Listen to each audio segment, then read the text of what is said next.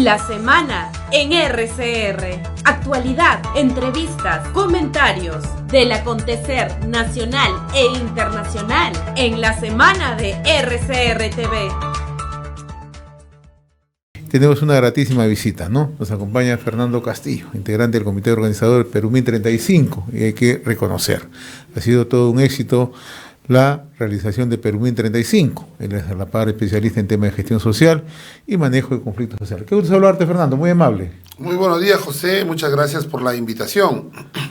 Vamos a conversar acerca de un documento bastante interesante que se dio a conocer esta semana en Perumín 35, es el indicador de competitividad minera 2022, ¿no?, que lo presentó Gonzalo Tamayo, socio principal de Macroconsult. Tú también formas parte del equipo que ha elaborado este documento. Pero antes de conversar sobre el indicador de competitividad, me gustaría echarle una mirada a lo que es el significado Perumín 35, ¿no? A mitad de semana, la presentación del ministro de Economía y Finanzas, Cuy Borneo, ya generaba un clima más distendido, un clima de mayor tranquilidad, ¿no? Ofrecía mayores confianza en su discurso, no solamente en la presentación presencial en el foro, sino también a través de los medios de comunicación, ¿no? Y ayer hemos escuchado a un presidente del Consejo de Ministros totalmente más abierto, que difiere mucho del mensaje de Mirta Vázquez, difiere mucho del mensaje de Guido Bellido, ¿no? ¿Cómo analizas este Perumín 35? Conversamos hace un instante con el presidente de Perumín 36, con el ingeniero Miguel Cardoso, bastante optimistas mirando el horizonte. Bien, quiero empezar esta conversación expresando un saludo a todos los periodistas a nivel nacional en este su día. Gracias. En este homenaje que hay que tributar a los hombres de prensa, muchas veces incomprendidos en algunas oportunidades, en especial a Carlos y a ti, que tienen la responsabilidad de liderar este espacio con una enorme sintonía y credibilidad en los distintos puntos del país, en especial en provincias, ¿no? Entrando a nuestro tema, una mirada general. A ver, en principio, en la organización ayer terminando ya el evento, hemos tenido una mirada rápida, cada uno tiene su punto de vista, pero en general hay una enorme satisfacción de haber visto que el Perumín, como una plataforma de articulación, como un evento de reencuentro, congregó a todos los líderes sin excepción. Los líderes empresariales, los líderes estatales, representantes de comunidades, de empresas comunales, embajadas, 10 países participantes, 11 con Perú. Los embajadores no han ido y han vuelto, se han quedado 2-3 días, han estado participando muy activamente. Un entusiasmo desbordante que muestra que el sector minero siempre tiene la vocación, la posición de, a pesar de las condiciones de percepción compleja que pueda darse, siempre está con la intención, siempre está con el entusiasmo. La presencia de las multilaterales como el Banco Mundial, el Banco Interamericano de Desarrollo y diversos otros organismos, consultoras en general, investigadores, universidades, nos permite ver que el entusiasmo, las ganas de poder tener una participación más activa del sector sigue siendo un eje articulador para todos los participantes en el mismo. Hemos tenido como sector en esta oportunidad no solamente la presencia, sino un rol mucho más activo. Las salas han estado completamente llenas, la participación por la calidad de los speakers convocados, de los expositores, ha sido de primerísimo nivel. La expresión de los participantes al salir ha sido toda de gratitud y de entusiasmo, de ganas de... Es más, preguntábamos a muchos de los responsables de los 1.400 stands que han participado, anunciando que el año próximo teníamos un Perumín, y la mayoría nos decía que querían saber cuándo empezaba el proceso de registro para poder garantizar que ellos iban a estar en el próximo Perumín, que lo preside Miguel Cardoso, ya decidido por el director del instituto. Una extraordinaria decisión, porque Miguel ha sido, digamos, uno de los que mayor esfuerzo le ha puesto en la conducción y dirección, sobre todo en todo el paquete de eventos de rumbo a Perumín que se han desarrollado a lo largo del año en distintas regiones del Perú. Ayer, al culminar ya su discurso, el presidente del Consejo de Ministros apuntaba a un tema que no puede quedar al margen, ¿no? Más allá de lo declarativo, ¿no? En el sentido que los empresarios nacionales y los inversionistas extranjeros pueden estar seguros, ¿no?, de las futuras inversiones en el Perú, ¿no? Y esto tiene que ver precisamente con lo que tú mencionabas, ¿no? Si hay un tema a rescatar en este Perú 2035 es la necesidad de reactivar nuestra economía, generar un nivel de confianza, ¿no? ¿Cómo pasar de lo declarativo a generar condiciones de confianza, Fernando? A ver, un primer punto que hay que reconocer, y hay que ser ideólogo en hacerlo. Yo tengo una posición, digamos, bastante acotada a los números, y los números nos dicen que el Perú no está bien en temas de competitividad. De hecho, el estudio que podemos irlo conversando, así lo establece, y otros elementos más. La tendencia decreciente de la expectativa de crecimiento de la economía peruana, la caída en la bolsa de valores de los ADRs, de las compañías mineras, etc. Varios elementos que son son la condición de realidad sobre la cual hay que trabajar. Pero hay que destacar que creo que el gobierno se ha preparado para este evento, porque previamente ha habido declaraciones ya del primer ministro en hilo, 3 días antes de iniciar el evento, indicando que aquellas comunidades que están invadiendo, que se ha producido no en Sauder y La Bamba nada más, hay 8 o 10 operaciones mineras que, bueno, no tienen relevancia seguramente periodística, pero se han producido en el año 2021 y 2022 invasiones a tierras que buscan volver a vender las tierras que ya vendieron. El primero ha sido bastante claro, eso no se puede permitir. El día lunes nosotros estábamos, luego de culminar la ceremonia inaugural de Perumín y el Extemín, el ministro Kurt Burneo hizo declaraciones periodísticas en esa línea. Y el día siguiente, que ya estuvo dentro del evento en Perumín, ya lo hizo abiertamente, no solamente en lo que estamos tocando, en tema tributario. El inversionista debe estar seguro que no vamos a generar nuevas tasas impositivas, nuevas tasas tributarias que cambie la predictibilidad que se espera en el marco inversor. El ministro Burneo ha planteado que el Ministerio de Economía y Finanzas va a devolver el IGB a las exploraciones, porque ese es un principio básico tributario, no está haciendo ningún favor a las empresas mineras, sino que así funciona el aspecto tributario. Ha planteado un conjunto de normas que son cumplibles y que despejan la duda a partir de lo que lamentablemente el efecto pernicioso que Pedro Franqui trajo al sector, anunciando cambios en la malla tributaria, las declaraciones del mismo presidente y su bancada hablando de una nueva constitución, de una nueva ley minera. Entonces, obviamente es natural que cualquier inversionista que mueve miles de millones de dólares en una inversión de largo plazo y no tiene que esos elementos estén garantizados, es difícil que invierta. Creo que en primer lugar el gesto político, la declaración del primer ministro, ratificando la línea de declaraciones de los 2 ministros anteriores, ha sido muy positivo. El siguiente paso, la implementación, creo que a diferencia de otros procesos en donde la implementación requiere de acciones, digamos, nuevas, en este caso lo que el sector empresarial está considerando es que efectivamente, al contrario, estas normas de juego no se alteren porque con esas se ha invertido. Y aquí basta la decisión política de no dar pasos distintos en materia tributaria, de continuar con la política promotora que en su momento ha habido y establecer algunas mejoras fundamentales en algo que han coincidido todos: el aspecto de conflictividad social. Ahora, eso evidentemente son, como decía Michel Candesus en los años 90, es música celestial para los oídos de los concurrentes al Perumín. Ya está dado el gesto. A ver, el tema es cómo lo aterrizamos, y muchos son escépticos en este tema. Dicen, bueno, nosotros vamos a empezar a creer cuando empiecen realmente a marchar las exploraciones, y por lo menos una señal ya más contundente en el caso de Tía María, que no se ponga en vilo la situación de desarrollo de Quellaveco, o empecemos a ver luces en el problema de las Bambas. A eso se remite entonces. ¿Por qué? Porque hay una mirada con cierto pragmatismo en ese sentido. Sin embargo, el tema en Perumín siempre ha habido este tipo de discursos, ¿no? En circunstancias así, un poco de confusión y de incertidumbre. Recordemos el gran discurso que dio Ollantumala en un Perumín hace años atrás, y luego nunca salió conga. Tía María se estancó ahí hasta el día de hoy. empezaron los problemas con las bambas, empezaron los problemas con el convenio marco en Espinar, ¿no? y seguimos una ruta que cada vez entonces fue de mayor preocupación.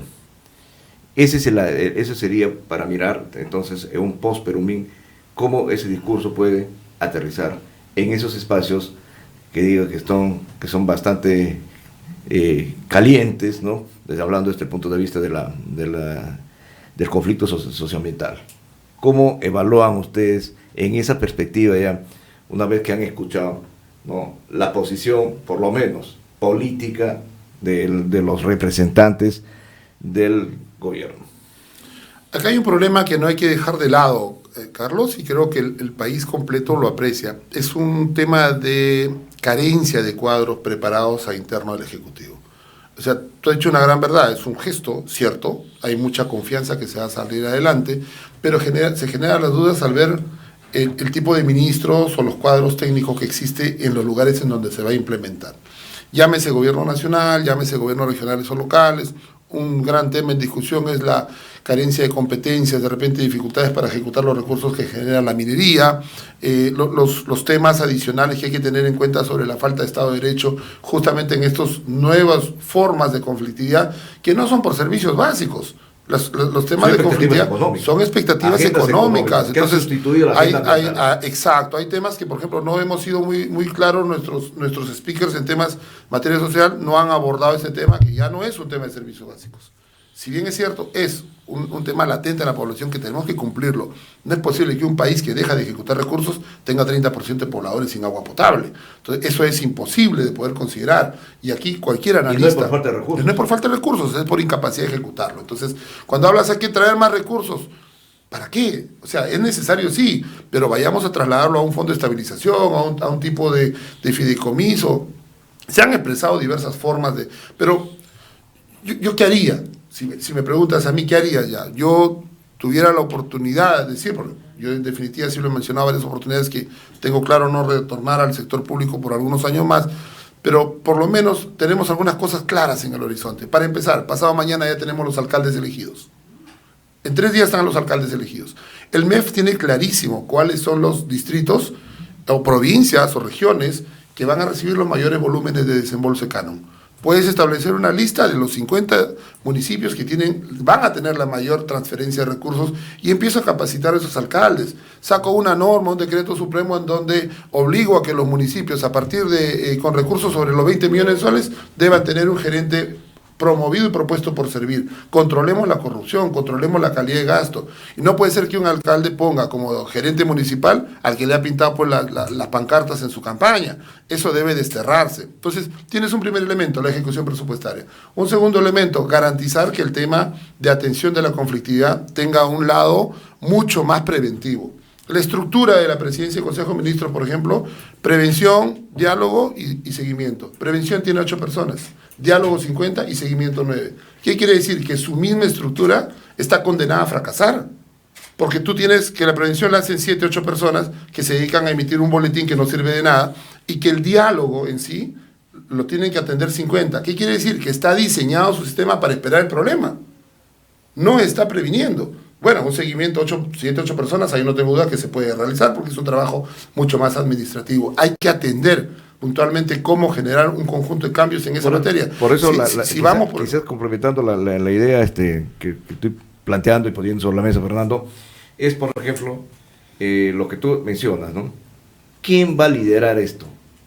No vemos al sector que le corresponde liderar esto, ser el ente rector, que es el Ministerio de Energía y Minas, con capacidad para enfrentar estos problemas. La oficina o el viceministerio de diálogo de la PCM, por ejemplo, tiene esa capacidad para ponerse al frente y empezar a liderar. ¿Quién ha estado liderando últimamente el manejo de los conflictos? ¿El señor Roberto Sánchez, del Ministerio de Comercio Exterior? ¿No? Y sucesivamente. Entonces, ya el discurso, como te digo, ya la planteaba. El señor Curborneo ha señalado que ahí va a haber una estabilidad tributaria. El señor Aníbal Torres, el premier, ha seguido decir ayer que toda la predisposición para llevar adelante, ¿no?, y sacar adelante la minería y los grandes proyectos, necesitamos hacer el crecimiento económico. Y bueno, y se ha generado entonces un ambiente, diríamos, positivo en ese momento con toda esta versión de parte del Ejecutivo. Pero lo que no vemos claro es quién va a estar a cargo de eso, como tú dices. ¿Cuál es el equipo que va a llevar y va a ir a plantear, ¿no?, los aspectos los factores que van a ir enfrentando estos problemas y dando la solución? A ver, para empezar, fíjate, Carlos, has abordado un tema que es muy, muy importante. El Perú no tiene una política minera. Ya. Pero tampoco se trata de hacer una política minera con un grupo de consultores que viven en Lima y que no conocen la realidad interna del Perú. Entonces, el tema es que se puede abordar y se debe abordar una política minera, pero debemos abordar algunos elementos básicos que no están definidos. Todos coincidimos que debe haber un desarrollo territorial, pero tiene 50 formas de verlo. Y entonces cada quien cree y tiene su propuesta y tiene su iniciativa, todas valederas, pero no hay quien las aglutine, las compagine y las lidere. El Perú es diverso. En Perú no podemos armar un solo paquete teniendo en cuenta que nuestras idiosincrasias, necesidades, elementos presupuestales son completamente diferentes entre sí. Hay temas que hay que tomar en consideración. Tenemos un corredor minero, por ejemplo, que es uno de los más complicados, conflictivos, pero con realidades, idiosincrasias y costumbres completamente distintas entre Cotabambas, Chumbivilcas, Espinar. Y no estamos hablando ni siquiera de las capitales. Y con agendas diferenciadas. Completamente distintas. José, por ejemplo, Cotabambas. Cotabambas es una provincia que se siente postergada por la capital Abancay durante los 200 años y tiene un resentimiento marcado. Yo no quiero hacer nada con Abancay y su mundo es hacia Cusco. Entonces, ¿cómo integras una región que tiene componentes sociales, antropológicos, históricos, culturales completamente distintos? Entonces, es bien fácil en un escritorio en Lima diseñar una política pensando que están en la región Lambayeque, donde Chiclayo y Farreñafe está a 15 minutos y la otra provincia igual. Entonces, esto es completamente distinto. Cada una de las provincias es diferente. Eso hay que tomar en cuenta para esto. Y armarlo, sí. Yo creo, viendo ya un año y algunos meses de este gobierno, que realmente tiene una pelea de gatos en la azotea cuando uno ve unas decisiones que tomar, un ministro dice una cosa, otro ministro dice otra cosa, y efectivamente es porque no hay una cuota de liderazgo. Y creo que está claro que en este momento para temas de conducción del país, la figura clara que debe seguir haciéndolo es el premier Aníbal Torres, y debe ser él puntualmente, porque no te puedo decir que debería ser concretamente la PCM, por ahora que estamos en una crisis de gobernabilidad con problemas con el Congreso, confrontaciones complejas, completas, y con premieres anteriores, como usted lo ha mencionado, con agendas distintas. O sea, Pocabellido vino a sacar una constitución nueva, fracasó, tuvo problemas, fue cambiado. Mirta Vázquez vino a cerrar la minería. Por supuesto que sí. Y entonces, felizmente ha habido una decisión política correcta del presidente de darse cuenta que deja este país sin alimento. Y entonces, creo que el premier tiene sus puntos de vista, puede ser muy cuestionado de repente de las formas como lo expresa, pero creo que tiene un horizonte claro de saber que el Perú necesita los recursos. Es más, yo tengo acceso a información por lo que en el sector también de alguna manera tenemos conversaciones internas, que es él quien está impulsando de alguna manera en los distintos sectores que el tema de inversión pueda moverse, no solamente en el sector energía y minas, en pesquería, en producción, en otras áreas, en agricultura, de manera que el sector inversionista despeje esa duda de que, bueno, este es un gobierno comunista. Esa es la expresión del premier, creo yo, pero esa no es la expresión de todo el gobierno. Y entonces, creo que un primer elemento, y tú lo has tocado, es que el gobierno tenga que autodefinir una línea conjunta en donde todos tengan que transitar. Y aquel que no esté de acuerdo, bueno, tiene que dar paso a aquellos que planteen, pues, construir una línea similar, ¿no? Pero eso supone entonces un cambio radical y un cambio diríamos, de 180 grados respecto a las políticas erráticas que este gobierno ha estado dando, ¿no? Y con señales cada vez, diríamos, más preocupantes, ¿no? Y no nos olvidemos entonces que por un lado tiene entonces unas aristas políticas. El premier ha dado un discurso constructivo, por supuesto, bien planteado en Perumín, pero por otro lado todos los días para pelearse con los medios de comunicación, todos los días para pelearse con quien se le pone al frente, ¿no? Entonces muchos señalaban, por ejemplo, previo a la presentación del premier, dijo, bueno, se imaginamos que los concurrentes a Perumín deben haber comprado su escudo, así, ese escudo de acrílicos para recibir, ¿no? todo lo que le va a lanzar el premier. O sea, había esas dudas, ¿no? Y esas dudas son razonables por esta relación cáustica que existe entonces entre el gobierno y determinados sectores políticos, ¿no? Pero ha habido mucho respeto, fíjate Carlos, pero ha habido mucho respeto de los concurrentes porque todos, como tú lo has mencionado, había un conjunto de dudas y temores. Eso no amerita tanto análisis porque es natural frente a estas expresiones dudosas que tiene el mismo gobierno, pero los más de 1.000 asistentes a la sala Bayón ayer tuvieron la atención de escuchar de inicio a fin y han terminado obviamente, como tú lo has dicho, aplaudiendo el discurso, porque también lo esperaban con expectativa por las declaraciones previas. Ya el Premier una semana antes había dado unas declaraciones en hilo, ya el ministro Burneo había dado en medios y había expresado personalmente, y las conversaciones que había entre todos los concurrentes. Oye, yo creo que la posición va a ir por ahí, porque no creo que los ministros digan una cosa y el Premier venga a decir otra cosa. Y eso es lo que sucedió. ¿Eso qué significa?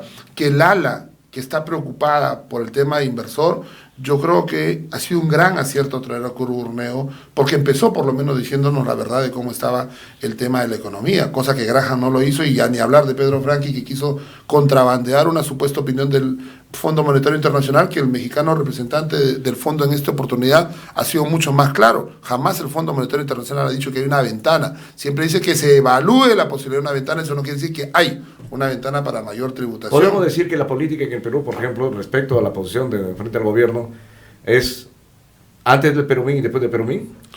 Esperamos, el presidente Humala tuvo un corte cuando hubo un proceso de crisis en un tema minero. Recordemos que en diciembre del 2011, 3 ministros, no vamos a mencionar sus nombres, se subieron al avión de una empresa privada, y eso ocasionó una crisis política en el gabinete, y el presidente tomó la decisión de hacer un cambio, un giro. Ese giro fue lo que le permitió al Perú tener en esos años 5.500 millones de dólares adicionales por la ampliación de Cerro Verde. Ese giro fue el que le permitió tener una inversión de 10.000 millones de dólares en Las Bambas. Ese giro fue el que le permitió que durante esos 4 o 5 años se haya acumulado inversiones que superaron los 27.000, 30.000 millones de dólares solo en minería, sin contar las centrales hidroeléctricas, la generación eléctrica que se requiere para que los complejos mineros comiencen a andar. Entonces, esa decisión del presidente Humala, que se le puede cuestionar todo lo que sea, y es más, tiene muchas cosas por cuales cuestionarla, yo soy parte también de una opinión similar, pero esa decisión de enrumbar al Perú hacia un camino de inversión que genere crecimiento económico, no estamos hablando de desarrollo todavía, pero para tener desarrollo necesitamos recursos. Fíjate, por primera vez en la historia del Perú, los niños achuar, quechuas, aymaras, machiguengas, tienen libros en su idioma. Estudian en su lengua materna. ¿Eso se puede hacer con intenciones? No. Para hacer eso se necesita recursos, se necesita dinero, y eso lo trae la minería. Por supuesto, pero también tenemos el otro lado de la moneda, ¿no? El otro lado de la moneda, que han quedado grandes proyectos frustrados, y precisamente no porque no había una posición, diríamos, mayoritaria en el país a seguir respaldando las inversiones en todos los aspectos, no solamente mineras, sino precisamente por esas cosas que a veces no están claras al interior en el frente interno de los gobiernos, y que desde ahí se petardea muchas veces las buenas intenciones. El caso de Conga es eso, ¿no? Tenían un ministro de Ambiente que petardeaba en cada momento la posibilidad de sacar adelante Conga y de llegar a un acuerdo con Cajamarca. Y en la evolución de los hechos nos damos cuenta ahora, ¿no?, cómo Cajamarca paulatinamente, después de todos esos golpes, se da cuenta, ¿no?, que no puede continuar así. Y precisamente aquí en RCR hemos hecho varios análisis respecto a ese tema, y nos damos cuenta que la propuesta de los candidatos, por ejemplo, incluso a las alcaldías y a los gobiernos regionales, ¿no?,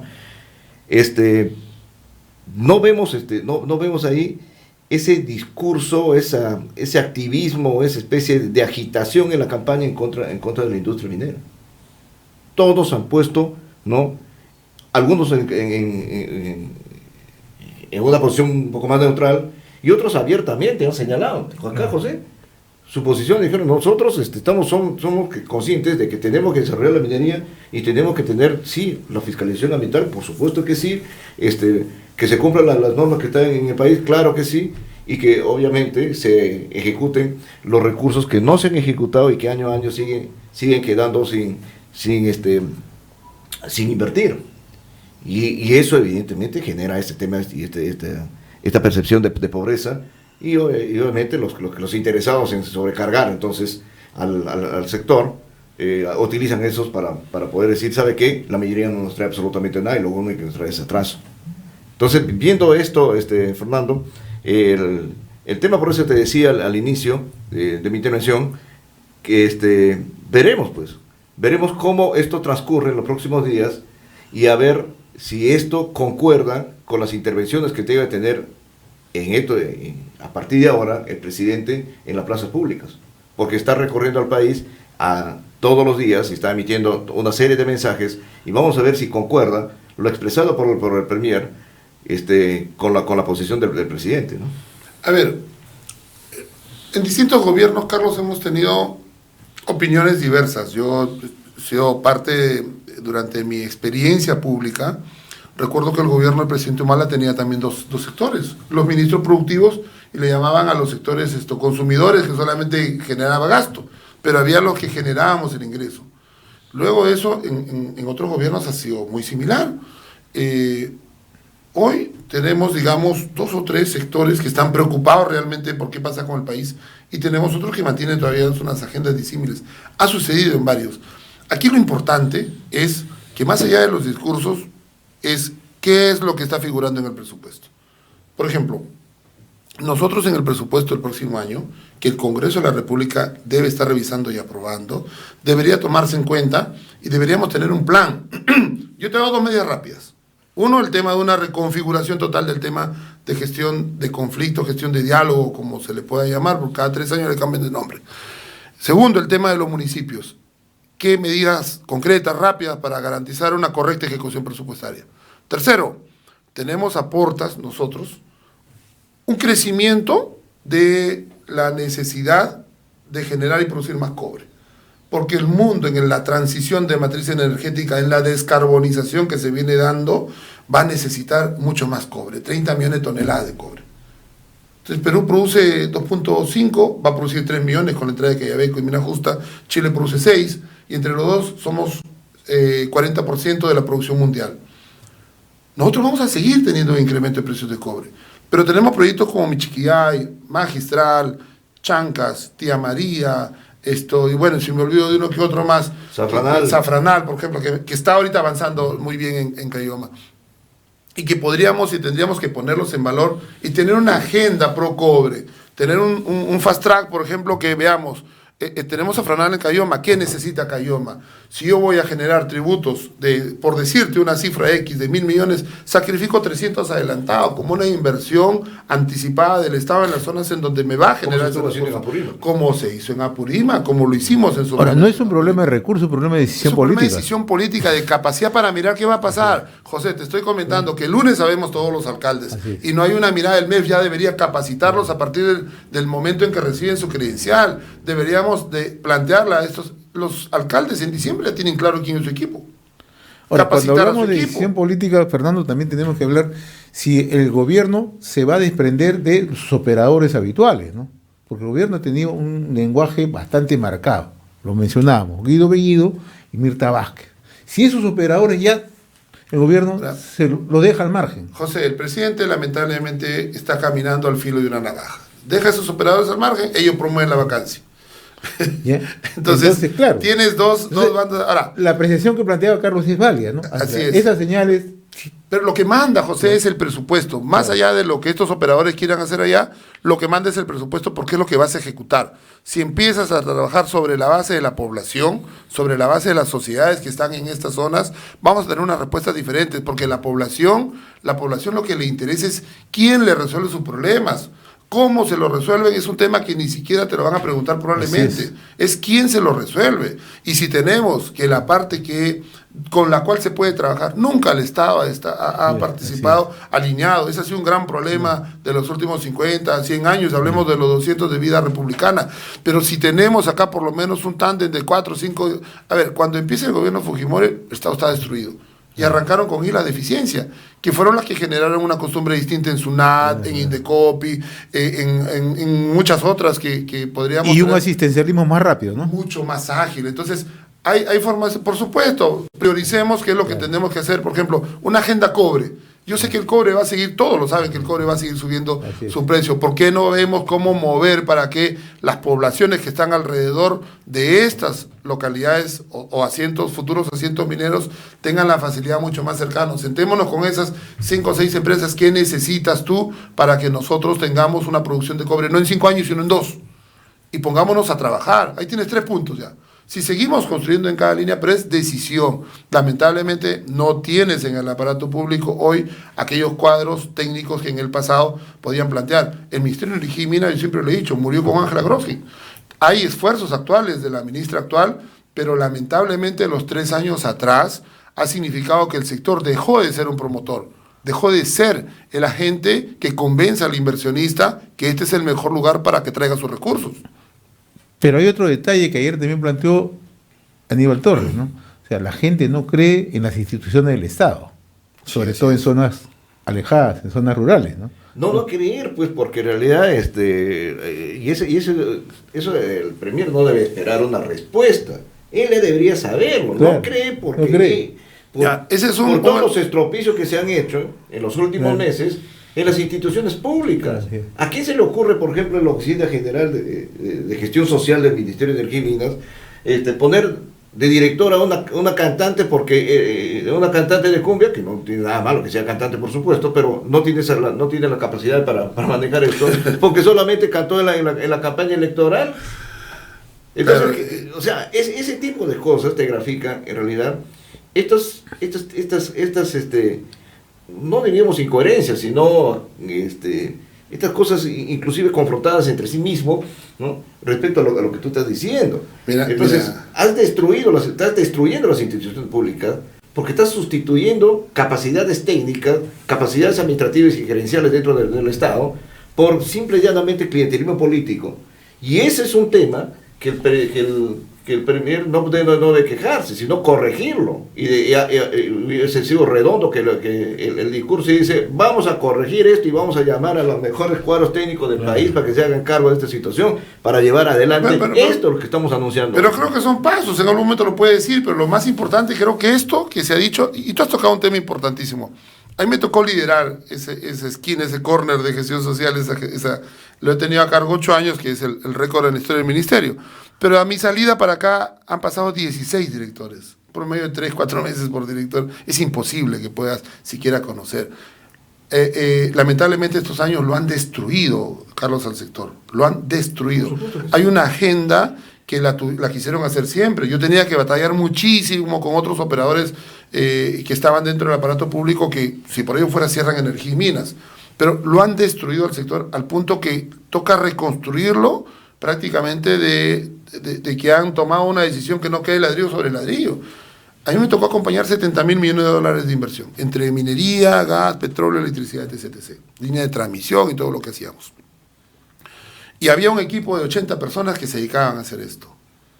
En temas de transparencia internacional, lo llevamos al Perú a ser un país cumplidor. Trajimos a Perú la Conferencia Global de Transparencia.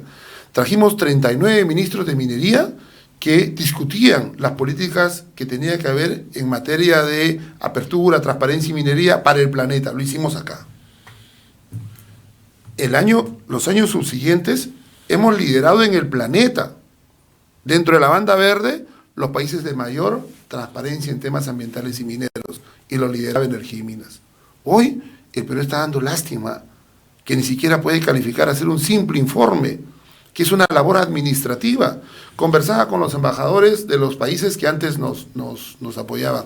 Carlos, yo le dejé al sector $180.000 de la cooperación suiza, $150.000 de la cooperación canadiense, $120.000 de USAID, listos para ser ejecutados, y que de las 5 regiones que tenían transparencia suba 2 cada año. Nacían con su pan bajo el brazo. Lo han destruido. Y con todos esos operadores de sociedad civil, Estado y todo, hemos conversado en esta oportunidad. Estuvo Francisco París, que es el representante de Noruega, de Oslo, para Perú. Y también me dice, es una lástima que no se dan los pasos. ya que no puede ser un informe que es un trabajo administrativo. Administrativo. Ahí no hay nada del otro mundo. Y que han venido arrastrando, si es lo único que te pide el marco internacional. Entonces, es muy complejo porque por hoy no hay los recursos humanos para hacerlo. Efectivamente, no es solamente el área de gestión social que la que tiene que acompañar el proyecto, la que lo encamina. Y diría yo, Fernando, es una política. No es que no haya, sino que no se convoca. No se convoquen, los que convocan tienen duda de entrar a una gestión que no saben pues que lo va a cambiar en 3 meses, ¿no? Por supuesto que sí, no hay ninguna garantía, ninguna estabilidad para hacer un desarrollo técnico, ¿no? Y que vaya en la línea propuesta. Esperemos entonces que eso que estamos viendo en este momento acompañe al discurso, ¿no? Que es básico, elemental, si no, este es un discurso que no va a tener piso, ¿no? Porque tienes que ver la proactividad en el sector. Tiene que ver, o sea, la experiencia nos ha dado muchas muestras, ¿no? De que en realidad el rol del Estado en estos temas es fundamental, ¿no? Si bien es cierto, bueno, hay que dejar la iniciativa privada que corra, ¿no? Pero no lo puedes abandonar. No lo puedes abandonar. Los recursos son del Estado, no de la empresa. Mira los fondos sociales, por ejemplo. Se han convertido en este momento de una herramienta, ¿no?, de promotora para la inversión, para que en realidad es un problema administrativo. ¿Por qué?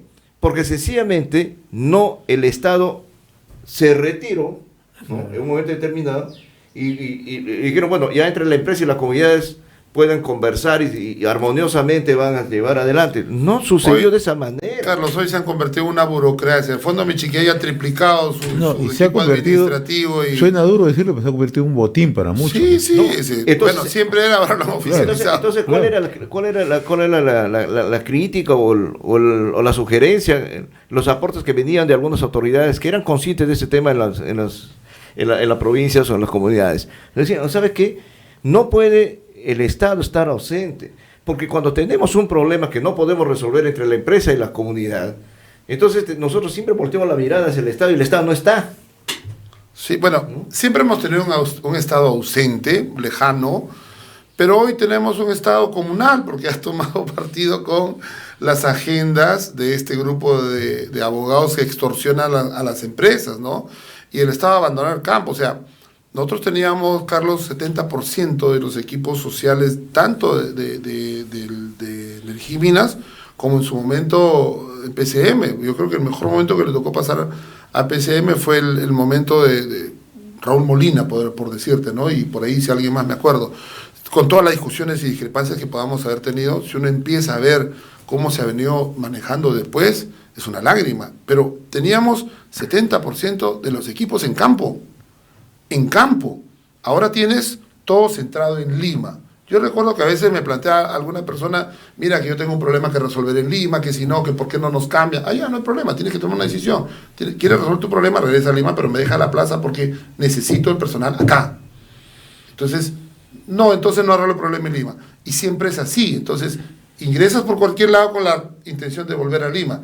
Esos son sitios que tienen que quedarse ya. Hoy, ¿de qué está constituido el Estado? Lamentablemente, de un conjunto de formuladores de informes ex post. Eso no sirve.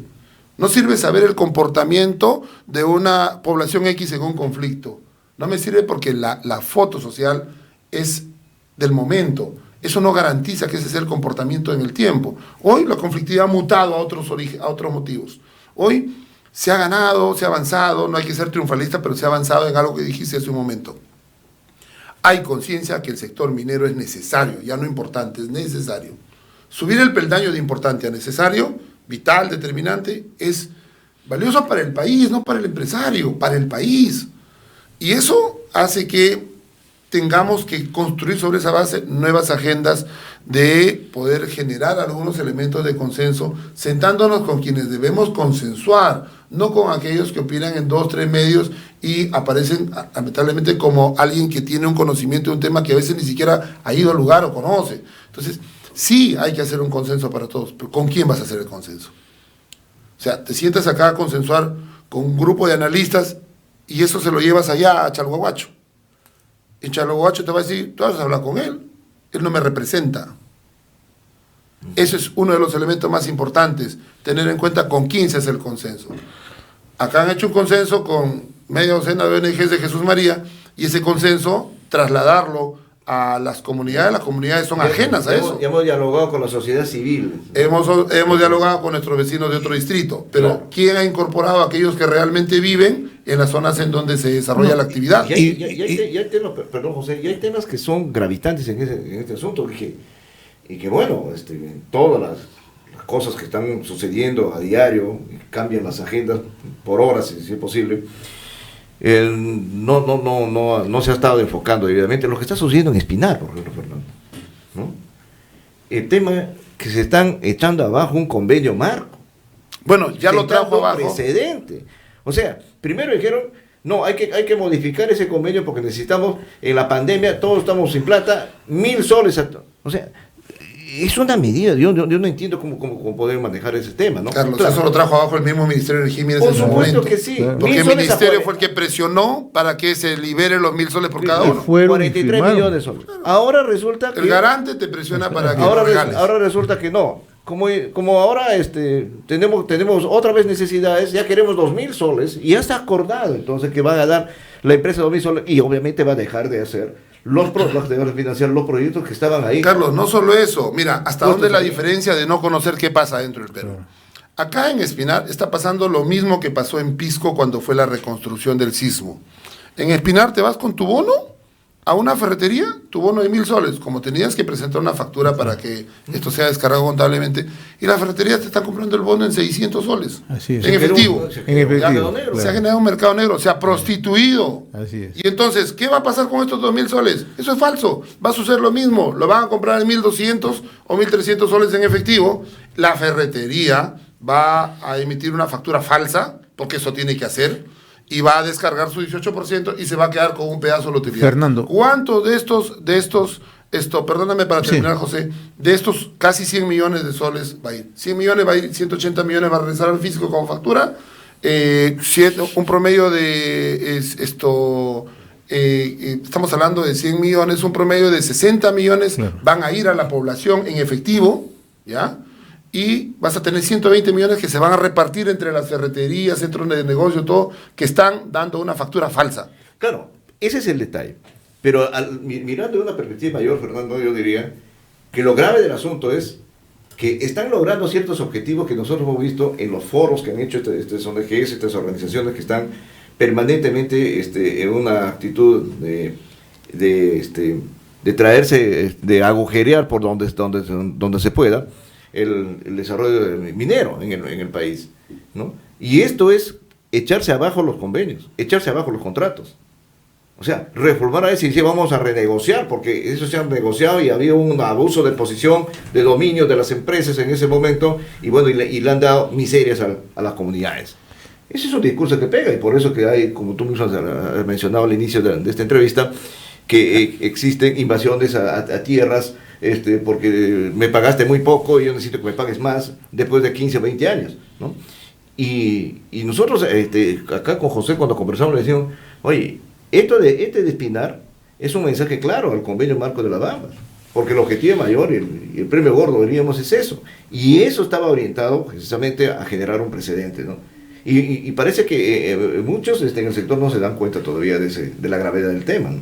Pero ya está sucediendo. A ver, fíjate, Carlos, todo lo que está pasando ha sucedido siempre, no es nuevo.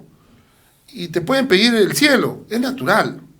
Lo que no está bien es la forma como se está abordando. Claro. O sea, el pedir los 1.000 soles por persona encontraron el pretexto de la pandemia. En mi gestión han pedido N veces, efectivo. Pero el Estado era firme y decía, no, esto está destinado a proyectos. Acá lo que pasó es que el ministerio fue el que dijo, oye, ¿por qué no le das? Ayudó a perforar. Claro, ayudó a destruir, porque decía, yo no quiero mucho ruido, está en juego esto, el otro. Si no es tuyo, dale. Por Entonces, supuesto, pero la actitud, Carlos, para terminar mi parte, la actitud es que el regulador de esto, el que garantiza con el ejército de la ley, no lo está haciendo.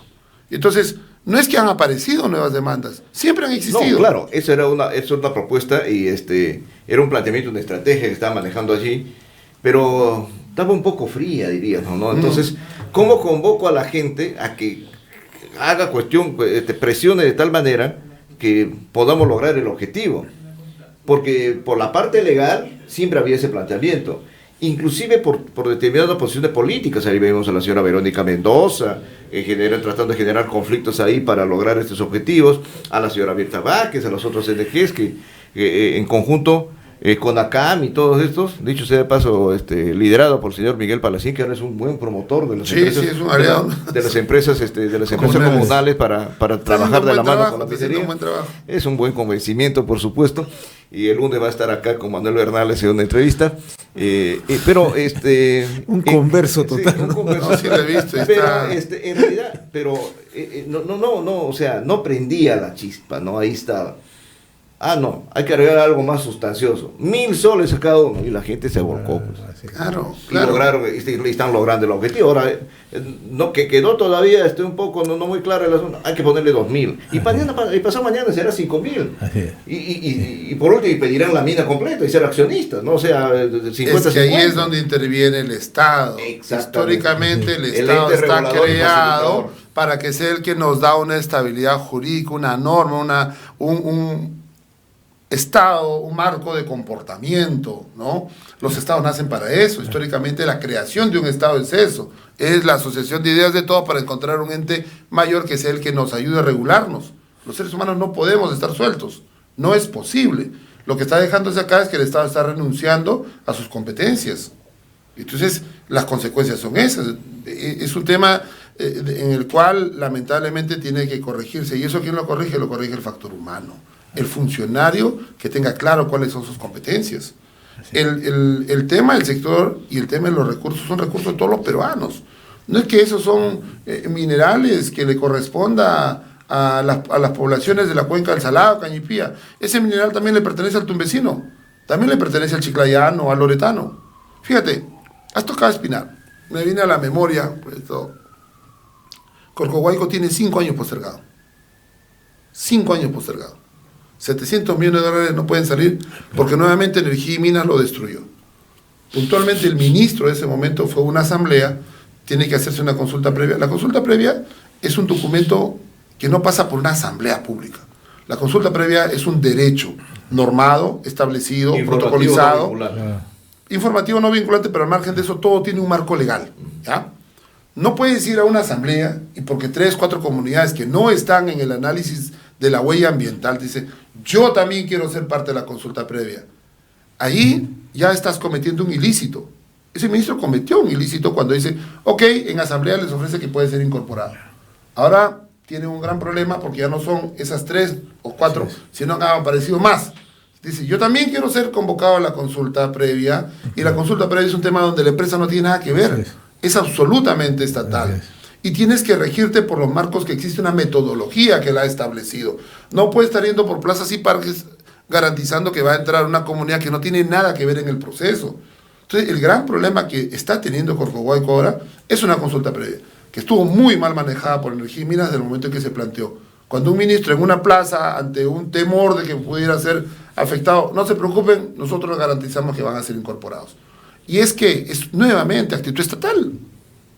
Eso es uno de los elementos más duros que hay que corregir. Yo creo que estamos tocando fondo y en algún momento tenemos que levantar, ¿no? Bueno, ahí está el discurso del Premier ahí en Perumín, que ha sido largamente aplaudido, y nosotros dijimos, bueno, entonces los vacadores ahora, no sé qué van a inventar, cómo van a manejar su estrategia, porque en realidad esto, ¿no? De hecho, escuchamos comentarios que señalaban, decían, bueno, y no se tratará solo de un discurso para darle oxígeno al presidente Castillo que está con el agua en la nariz. Mira, los últimos días han habido decisiones importantes, ¿no? Doctor Rodríguez, ¿está escuchando bien? La autorización del permiso para que Yabeco, que este año debe estar produciendo 100.000 toneladas de cobre, que estaba ahí poco dormido en el Ministerio de Energía y Minas, el tema de la ampliación de algunos proyectos importantes que también están caminando, ¿no?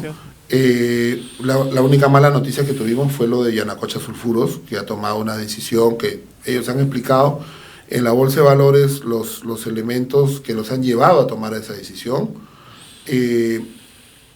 Pero hay noticias, por lo menos en el sector minero, hemos visto en los últimos días.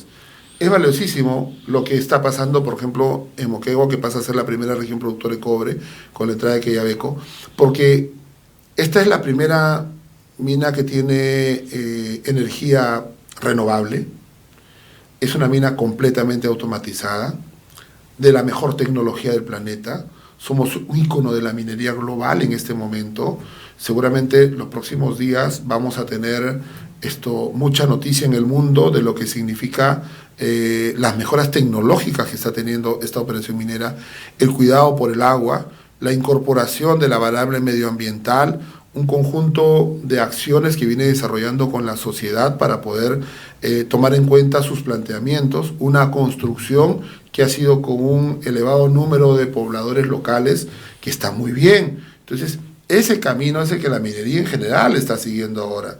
Pero acá no se puede permitir la intención de organizaciones que ahora pretenden chantajear a Quellaveco.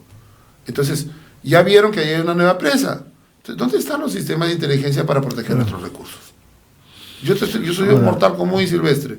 Yo sé que va a haber problemas allá y en otras operaciones. ¿Cómo el Perú no puede conocer con sus órganos oficiales, institucionalizados? Ya no es Tía María, ahora es Quellaveco. Ahora la presa es esa, porque Tía María ha dicho, bueno, yo no voy a hacer nada, por ahora vamos a esperar una decisión de... Me parece saludable que el gobierno esté mirando con buenos ojos ver lo de Tía María, porque sería un mensaje estupendo para el sector inversionista en general. En general. Si bien es cierto, el sector minero es el que aporta los mayores volúmenes de inversión extranjera, cuando un inversionista plantea vamos a meter acá 1.000 millones, mueve la cadena productiva, porque camionetas, camiones, metalmecánica, manufactura, empiezan a mirar que ahí hay un comprador y empieza a prepararse para venderle, empieza a prepararse para proveerle, y eso empieza a mover definitivamente la dinámica económica, pero no tiene ningún anuncio. La gente dice, a ver, ¿quién va a comprar? Entonces, el solo hecho de que los distintos sectores empiecen a moverse, yo creo que el entusiasmo en nuestro país, que hemos salido del terrorismo, hemos salido de hiperinflación, hemos salido de 1000 cosas, vamos a poder sacar adelante. El peruano es un emprendedor natural, necesita normas claras, necesita saber que tiene las condiciones para poder trabajar. Y muchos quizás van a tomar mal lo que voy a decir, basta que el gobierno no haga nada, que nos deje a todos trabajar, porque las intenciones que tiene son prácticamente de algunos actores internos de destruir una constitución que le ha dado al país la condición de ahora tener 50% de la población citadina en condición de clase media, que le ha permitido al Perú ser durante 20 años una estrella en el firmamento financiero, que nos ha permitido a nosotros salir del 58% de pobreza a tener 22%, que nos ha permitido salir de la economía 95 a ser la economía número 47, que si ahora hacemos las cosas como debemos hacerlas, poniendo en valor nuestros proyectos que bordean los 55.000 millones de dólares y mayormente son cupríferos, nosotros en 10 años podemos ser un país de primer mundo.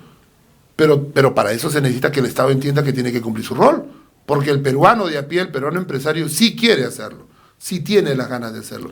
Y ojalá que en las elecciones que vengan en las próximas oportunidades sepamos tener una mirada clara de lo que vamos a elegir. A mí me parece que en el aspecto ya más político, yo particularmente no digo que esa sea mi intención, mi vocación, pero yo no veo ya condiciones de vacancia. Tampoco veo condiciones de cambio de constitución. O sea, mientras mi bandera acá era constitución y mi bandera acá era vacancia, ninguna de las dos va a salir. Yo creo que el gobierno ya se dio cuenta que no va a poder caminar con la constitución, porque además ya el Congreso la ha protegido. Y hay que reconocerle al Congreso que sacó un acuerdo para evitar un referéndum que nos ha permitido proteger la constitución. Tenemos un país que se deja llevar por unos medios que lamentablemente no están reconociendo cosas positivas que ha hecho el Congreso. Haberle permitido a los padres de familia que participen en la formación de la currícula y que sean cuidadosos de la educación de sus hijos y no someterlo a un aventurero político que puede pasar por el Ministerio de Educación, haber permitido que de alguna manera las universidades recuperen un nivel de injerencia que antes la ha estado teniendo un Ministerio de Educación, que nuevamente puede poner a cualquier persona y te politiza la universidad. Entonces hay cosas positivas que ha hecho barrabasada y media también, pero creo que lo principal es que hemos salvado el modelo económico, que necesita modificaciones, que requiere actualizaciones, que requiere una reforma estatal que no se da desde hace 20 años, que requiere un conjunto de mejoras pero no requiere cambiar una constitución para irnos a Venezuela o a Bolivia. Entonces, yo creo que acá, en el aspecto político, llegará un momento en que se den cuenta que ni este van a tener éxito. Y vamos a tener que entrar en un camino en algún momento.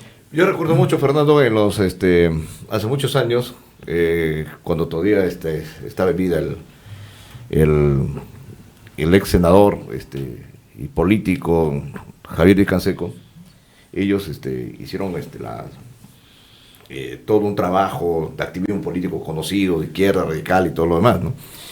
Y su discurso era antiimperialista, contra el capitalismo y las transnacionales y todo, ¿no? Bien. Sin embargo, pasados los años, obviamente, dieron muestras de ciertas flexibilidades y algunos proyectos que ellos habían desarrollado en todo esa vida bastante intensa de carácter político desde la izquierda, finalmente decidieron, cuando la organización empezó a desaparecer, quedaron ciertos activos.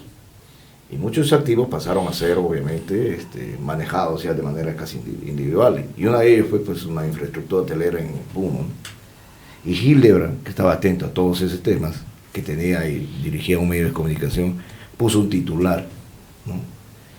Que fue entre irónico y mucha gente también le pareció extraño. Decía, Díaz Canseco se volvió capitalista. Porque había pasado a manejar un hotel en Puno. Diríamos, rememorando ese título, Castillo se volvió capitalista. Pero Castillo, estás hablando del presidente, ¿no? No, por supuesto, Pedro Castillo se volvió capitalista, ¿no? Te la pregunto entonces. Muy bien, Fernando. Como siempre, muy agradecido, muy reconocido por permitirnos esta conversación ilustrativa y sobre todo bastante esclarecedora, mirando de cerca para quienes no conocen el Perú profundo, ¿no? Ustedes lo conocen muy de cerca y en realidad tienen la capacidad de poder hacer una evaluación directa de lo que pasa, en realidad. No, gracias, José. Creo que no hay que dejar de discutir, debatir, conversar, polemizar, discrepar si es necesario, porque eso ayuda a encontrar luces siempre, ¿no? Yo creo que ninguno se siente con la autoridad para decir yo tengo la solución. Pero yo creo que en el Perú hay muchísimas personas que tienen muchos aportes valiosos y sobre todo experiencia de haberlo hecho, ¿no? Que pueden ser convocados y que pudieran ayudarle a un gobierno que lamentablemente no está tampoco viendo que hay una realidad contra la cual no va a poder salir adelante. Hay que tener en cuenta que el peruano de a pie requiere que su problema se solucione, ¿no? Gracias nuevamente por la oportunidad. Estuvo con nosotros Fernando Castillo. Hemos presentado La Semana en RCR TV a través del canal 796 de Cable Más.